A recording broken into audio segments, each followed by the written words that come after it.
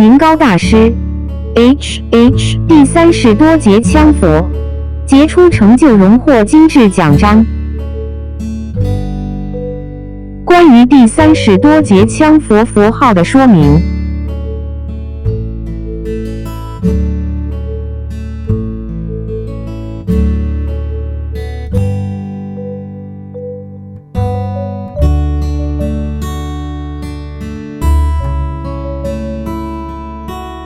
易云高大师 H.H. 第30多节羌佛，杰出成就荣获金质奖章。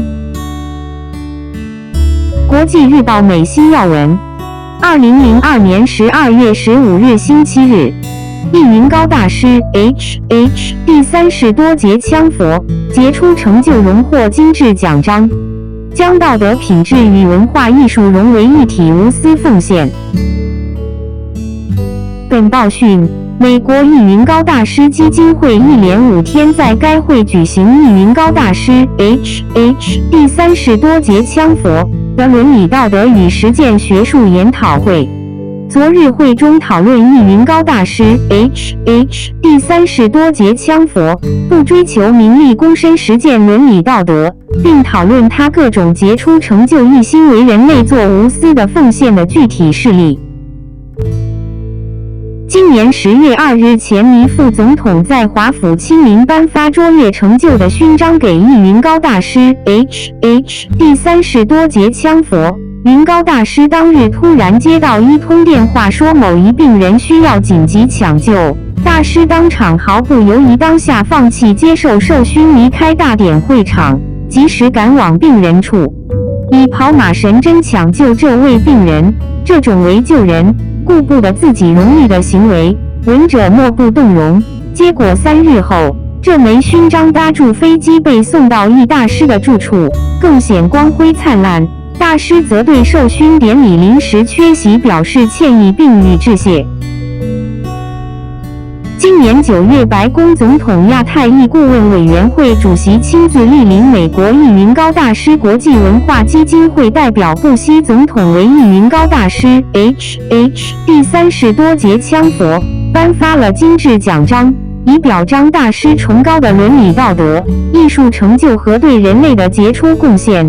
在颁奖会上，主席高度评价了大师的各项成就，首屈一指。这项殊荣代表易大师不仅是华人社会的翘楚，也是世界的杰出楷模，方能获得如此至高的殊荣。而且大师是在整个华裔中唯一获得此殊荣的人，此事从未发布过。当时参加颁奖典礼的基金会会员在此次研讨会中提出，此事才为外界知悉。出席这次研讨会的人士计约100余人。易云高本人并没有出席这项以他为名的研讨会。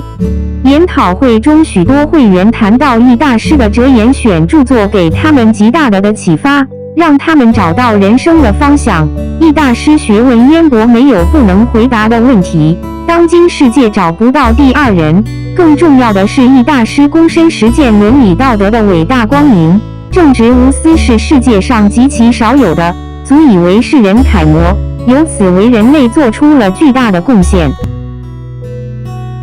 美国加州政府和旧金山市政府在同一天宣布2000年3月8日为易云高大师日。加州参议院议长、众议院议长、旧金山议会11位议员联名分别颁赠给大师表扬状或奖牌。